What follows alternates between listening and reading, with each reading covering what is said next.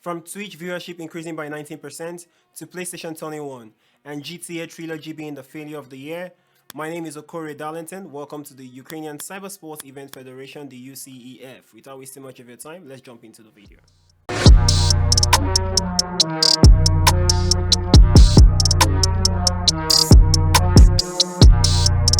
Twitch viewership increased by 19% year over year for October. Facebook gaming accumulates over 512 million hours watched during the month with 16% year over year bump. Viewers watched 9.9 billion hours on Twitch in October according to the stream element analysis partner Rainmaker GG. In the monthly statement of the Steam report today, the pair states viewership hours, the platform last reflected a 19% increase year over year.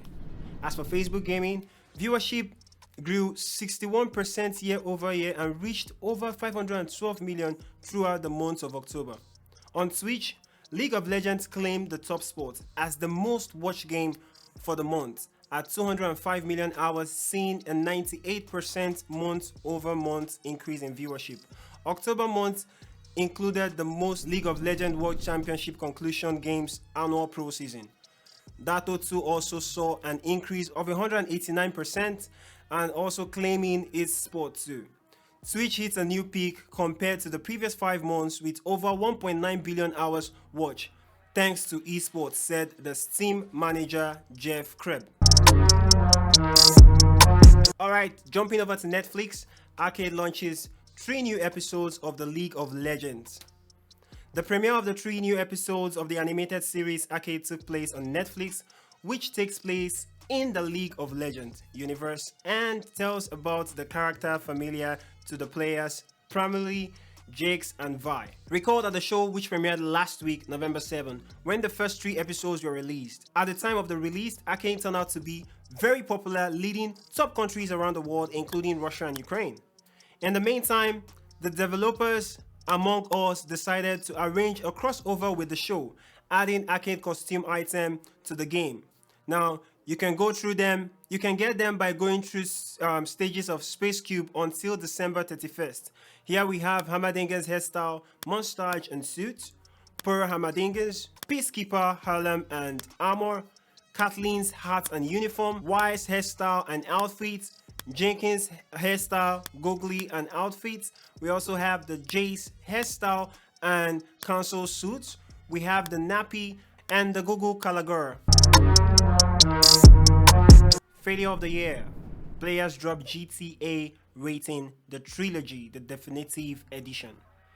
The fans of the series greeted the announcement of GTA the Trilogy, the definitive edition with restrained joy, because for the sake of it, they had to cancel and close a number of Disco's custom modifications.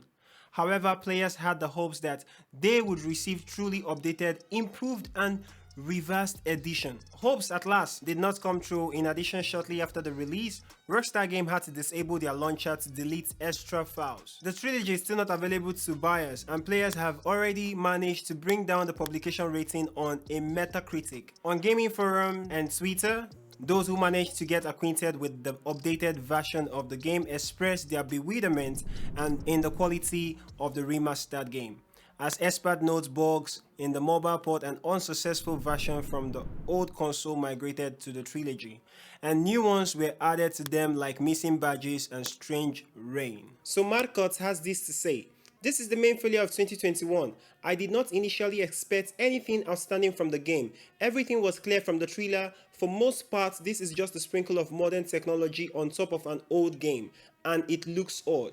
You guys can pause the video here and continue reading what he has to say.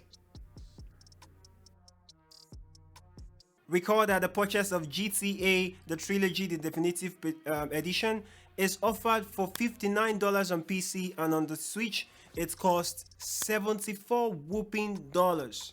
That's a lot if you ask me.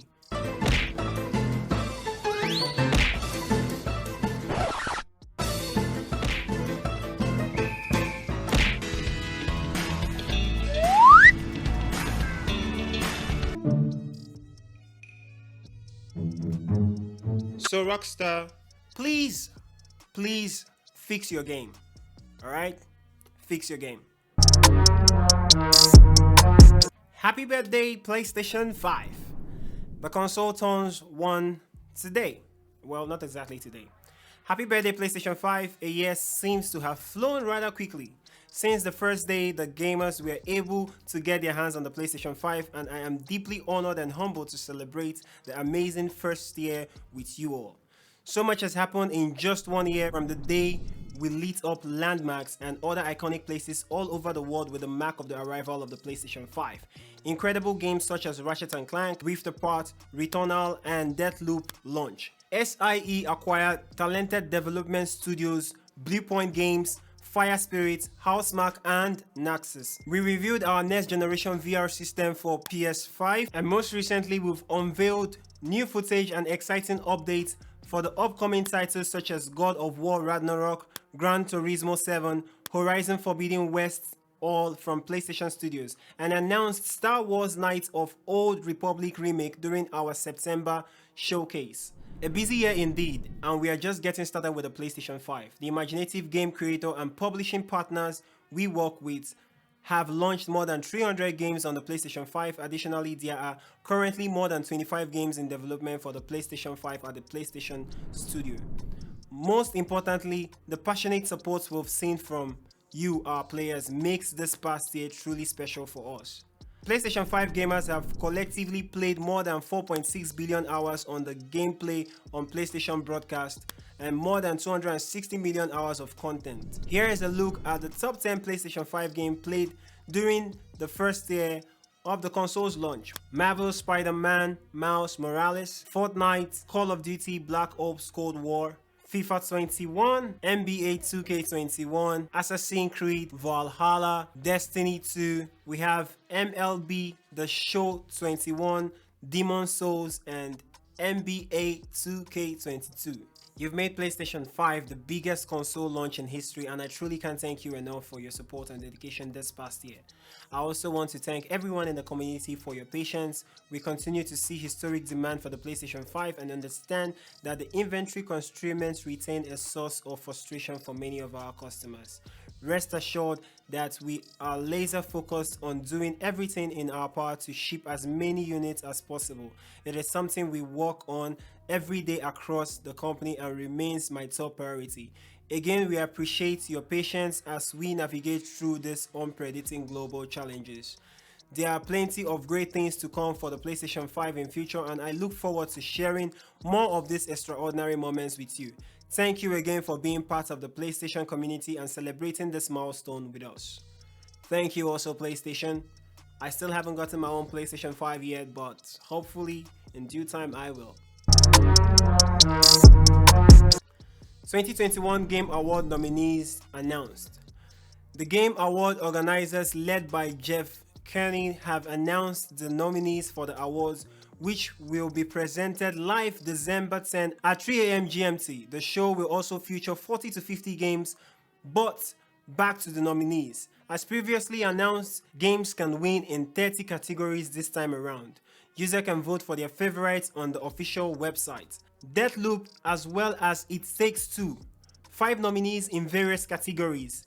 Psychonauts 2 also 5 nominees. Metroid Dread 2 nominations. Ratchet & Clank Rift claim the Game of the Year and victory in 8 more categories. Apart, 6 nominations in various categories, and Resident Evil Village 4 nominations in total.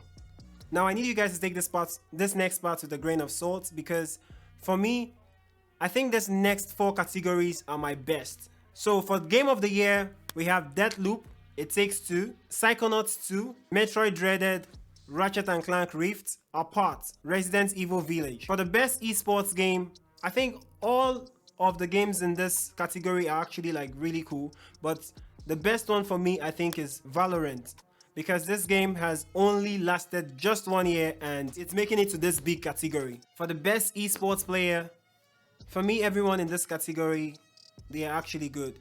But Alexander Simple Kostolov, this guy has been incredible. Last year, he was just a beast. And this year, he has also like topped his last year performance. And for me, I think he deserves this category. All right, for the next one here, we've got the best esports event and PGL Major Stockholm 2021. For me, this game is actually like the best one because it's the only one in this category that has actual live audience in it. And with this alone, I mean, it just makes those other ones in this category look like babies.